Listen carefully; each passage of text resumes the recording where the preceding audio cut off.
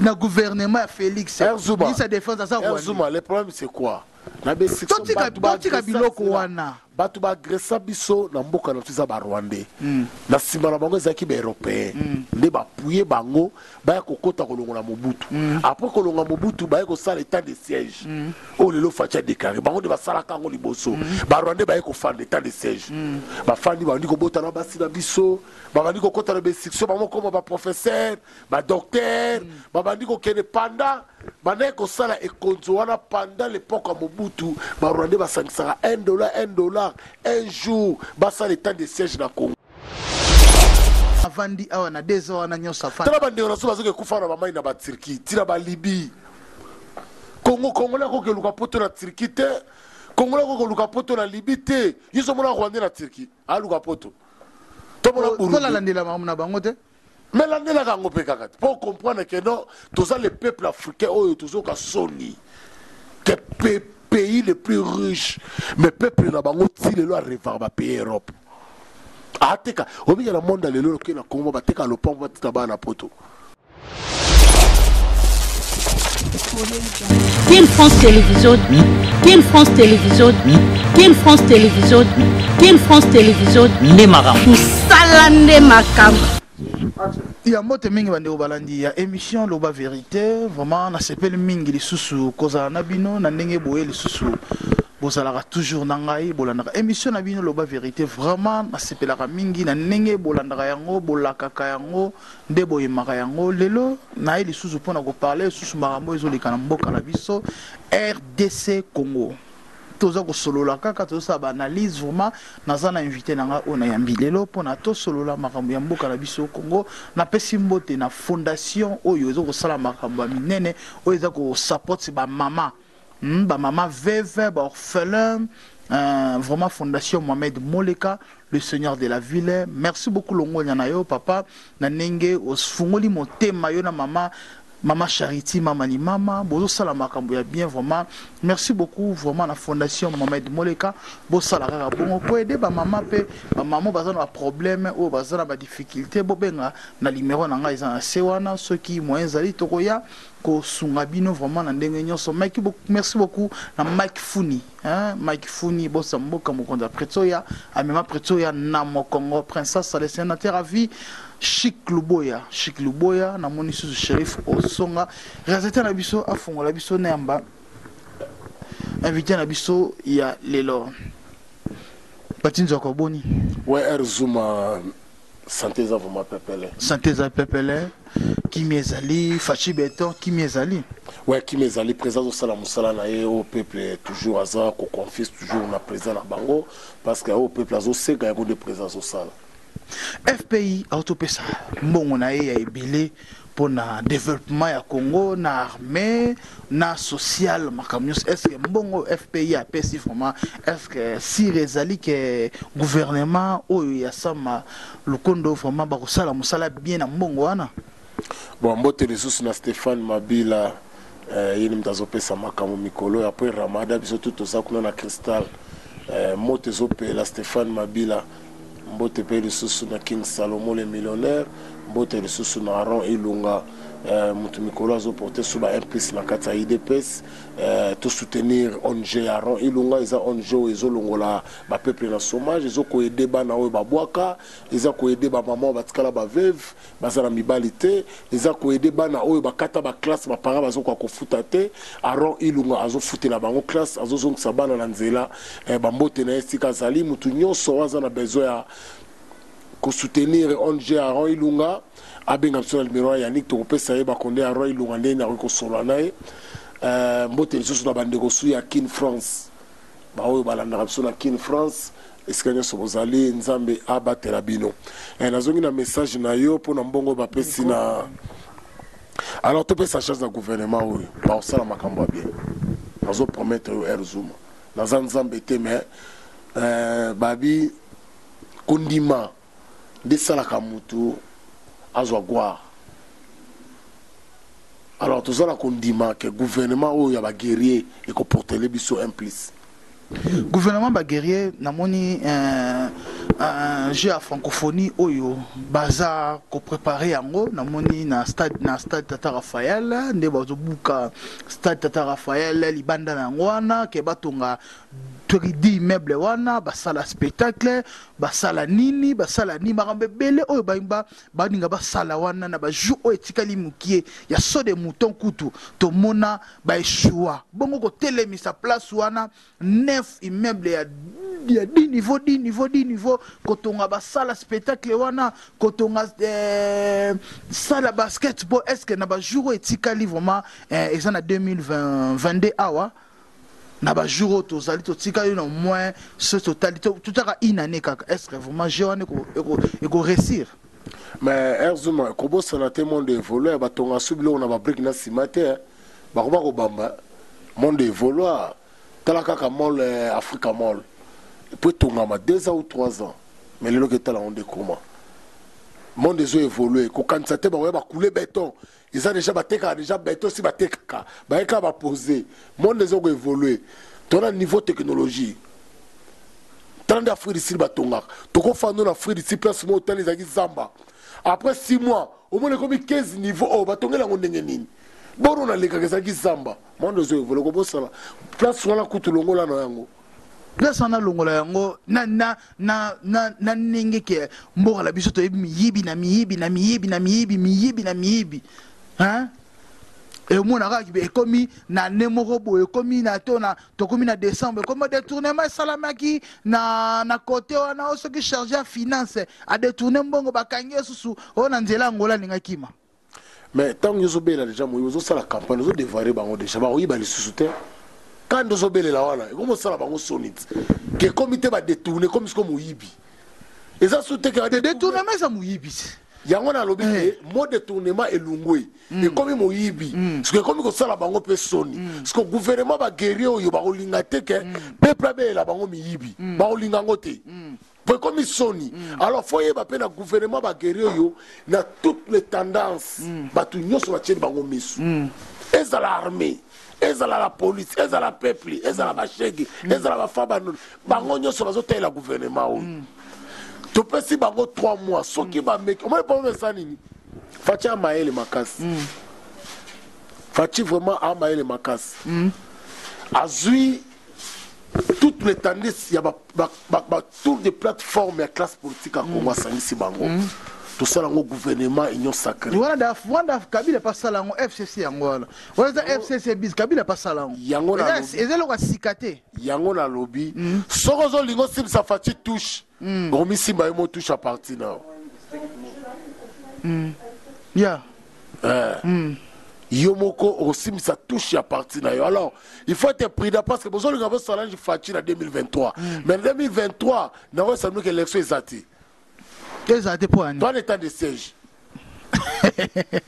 toi l'état de ezaki elongwe recensement et comme temps de siège hein il y a recensement ce que elongwe non recensement ezali wana ezali ozomona ke Félix azomema a respecter constitution te mais bablo onyo sozo sera na kata construction ali banda ko moni eloko Fachi lo zo boma batu ba bien civil après ça sur la construction la mutuna e azula ngondenge nini même si tu as le temps de siège ezala kata ya construction la biso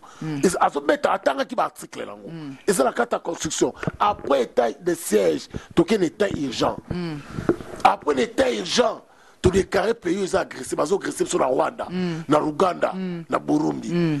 après wana il faut te baskoyo pour na wana ñu sota rapport élection salarié après wana faut qu'est-ce que wana rapport élection salarié après wana toke nationalité sikoyo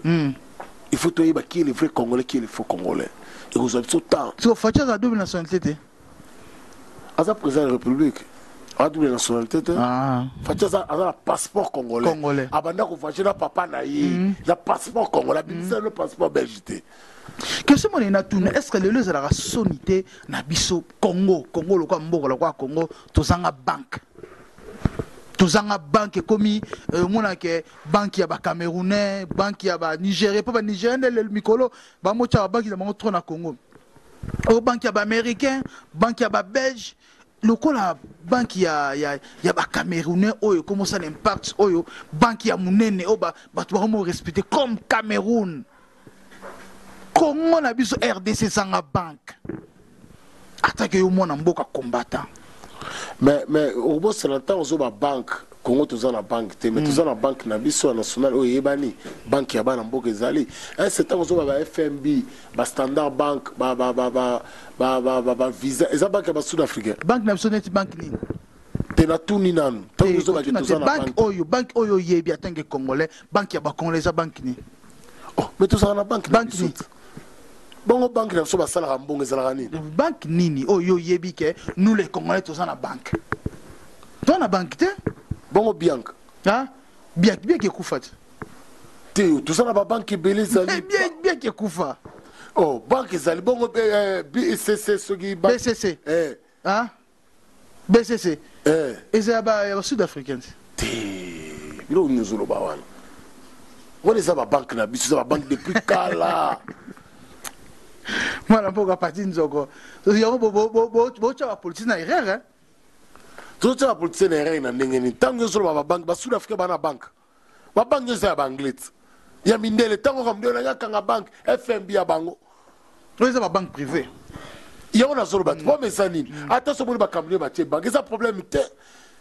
c'est un problème so biso pourquoi pas biso pe to sa banque na biso ya munene eux to peut crédit na ba congolais nyonso lo la ba banque ebele ba banque nationale ebele ya ba pays mususu ya makasi mais avec le temps to sala ba banque na biso facha Kabila fait na no 22 ans sur 24 ans banque ni antigre bino na 2 ans Kabila on la Kabila bino on nga ka fachi na 2 ans a nzambete abana ko créer banque Salama banque Salami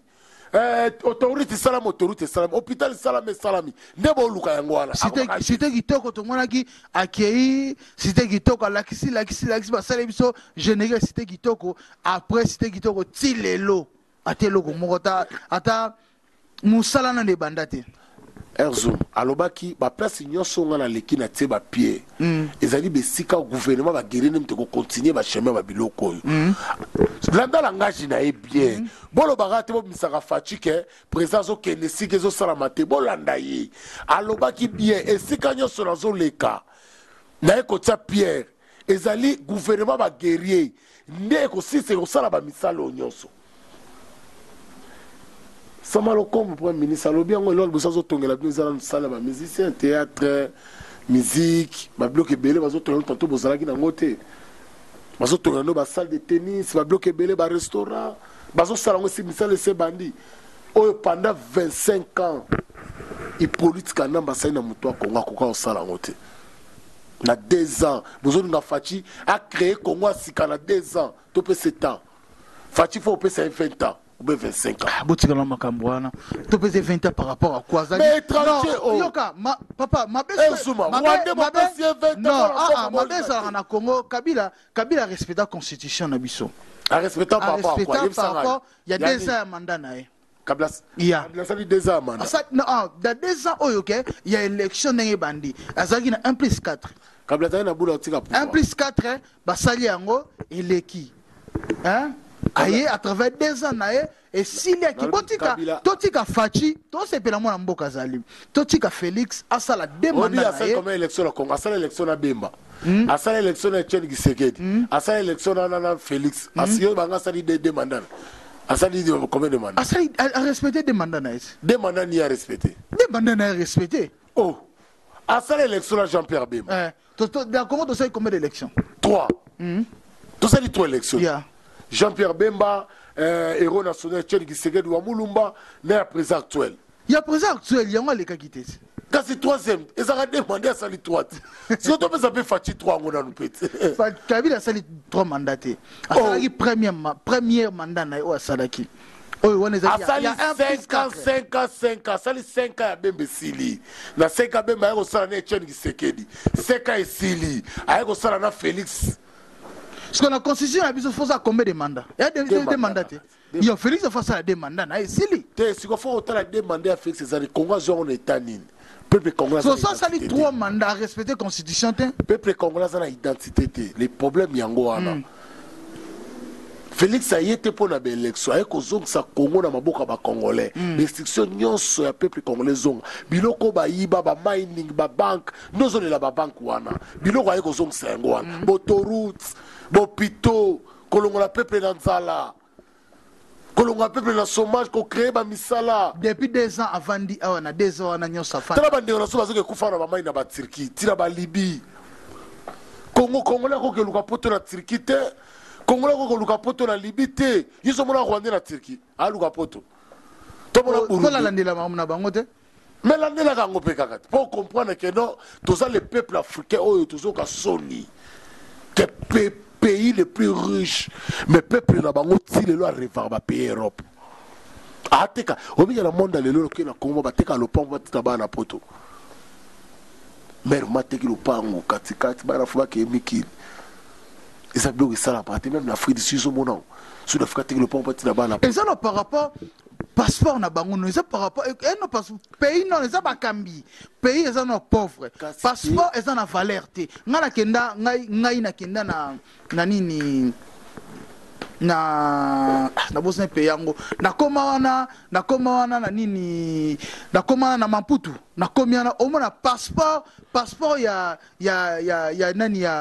ya bata Lesotho ya pamba ça na valeur makasi passeport ba Brazzavillois et ça na valeur makasi. Oui, pourquoi ça na valeur? Parce que ça na identité. Bino bona identité te. Au moins le passeport na biso même na Nigeria tambola nango. Bona identité te. Nigeria tambola na passeport. Yango na lobby moi ba pesa passeport no valeur exacte parce que bozana identité te. Identité même de ça na passeport ça na valeur. Mais depuis Félix Albert passeport ekiti na $100 en Afrique d'ici so OK na ambassade passeport eza. Non bandi ko teka te. Non na ofi na ambassade ya banda te. Izo teka mana na kata mboka. Parce que l'ambassadeur baza pour faire lungwa bientôt la pour kazo lungwa nae te pour batika pour ça musana bien sûr papa aza le seul ambassadeur basolo na peuple te sala matin dans monde ambassadeur aza la dialogue te la peuple nae que peuple puta mais peuple boza peuple moko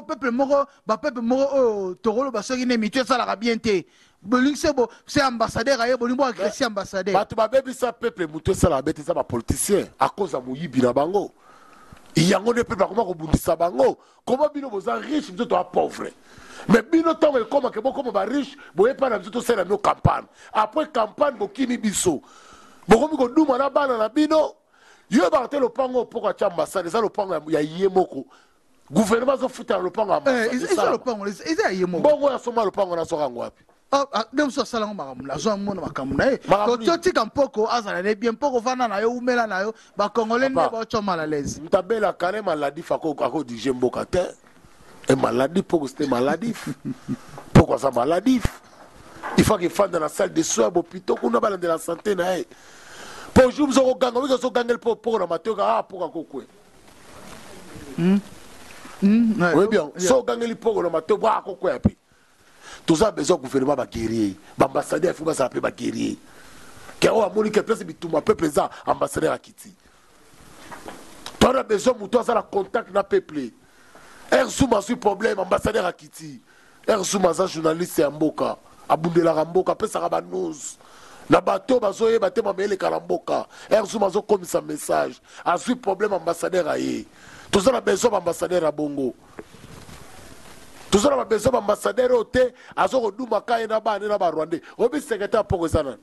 Rwandais toutes. Bino ozalaka ba Rwandais, bi ba Congolais basaka ba Rwandais. Nani boy Rwandais, nani boy ministre ba cheo oyo Félix Otocha na ministre sasa ni nyango ba cheo nani ministre de défense oh aza Rwandais. Ba ministre de défense na gouvernement ba guerre et bino ozalaka boy nyonso ka Rwandais ministre na ko Rwandais ya faille ndu ba biloko wana. Et Pengejen nous azali Rwandais, aza Rwandais. Papa na yaza généraux na ya généraux na ba def wana et Penge porte-parole la faille. Et Penge wana papa le kinaye aza soki na def la lokuna. Siko yo obisusu nani na ambassadeur nani mutu nene pas Rwandais. Na gouvernement Félix ministre de défense aza Rwandais. Zuma le problème c'est quoi? Na be totika biloko wana. Batu ba agressa biso na mboka na tuza ba Rwandais na sima na bango ezaki ba européen nde ba puye bango ba ya kokota kolongola Mobutu après kolongola Mobutu ba ya ko sala état de siège o lelo facha déclaré bango de ba sala kango liboso ba Rwandais ba ya ko fanda état de siège ba fandi ba ndiko bota na basi na biso ba ndiko kota na be section ba moko ba professeur ba docteur ba ndiko kene panda banaye kosala ekonzo wana pendant l'époque ya Mobutu barwandais basangisaka $1 un jour basala temps de siège na Congo ti bakokisi mission na bango baye kokota na besection nyonso bango bayaki kokota na besection te po ke yo congolais ozala bien bango bayaki po basauve identité na bango basauve pays na bango Rwanda na Uganda po bailotiki baza bailotiki ezala na Uganda. Alors toi bamona biso pe peuple congolais peuple bourrique peuple aza yo mo yebi ke peuple bourrique oui toza concentré na ba musique au moins bango baza batadombolo musique est partout. Non, dans le pays nyonso musique est partout. C'est en Afrique ici. Mais musique. Musique est partout. Alobaki à Rwanda. Alobaki oh, bino bozo kize biso ba Rwanda mais bango mo bazo kobinaka dombolo. Bango bazala talon ya kobinaka binaka. Est-ce que tant apartheid bandako bunda ba l'Afrique du Sud, musique bandako beta. Baza concentré bango nyonso. Apartheid ici là. Bazo yemba apartheid ici là. Ba la kidube ba yemba. Apartheid fousi là. Dim saka ba misela mso basala ranini.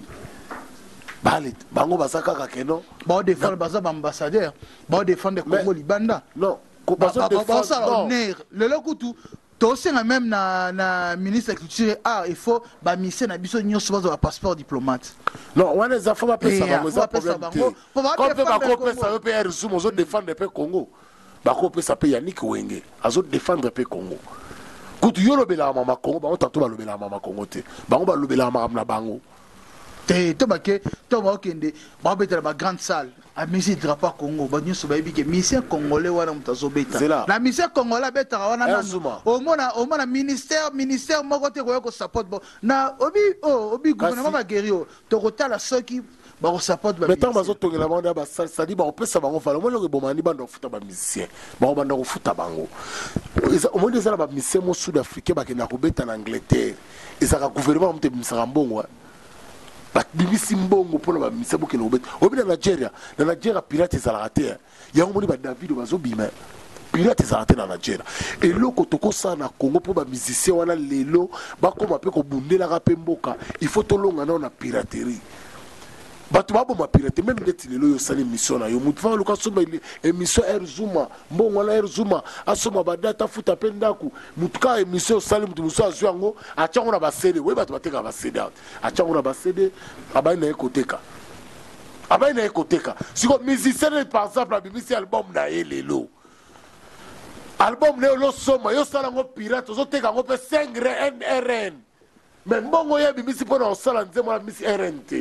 yo bandi côté parce que le talent sont bons yango zo mona mission so basala mabanga et comment le quoi rap abanola ya yembi muke ya Yannick Wenge ayembi muke Erzuma ayembi muke Stéphane Mabila ayembi muke Mabialo grâce vainqueur à cause ya ba politicien na biso nga nyoso na kondana ka ba politicien na biso ba mitama be ba politicien so ba esprit mabe ba miibi ba escroc Baba Ndoki ba politicien wana nde Félix abengi bango na union sacrée oyo komi lelo union bololo quand c'est un de ces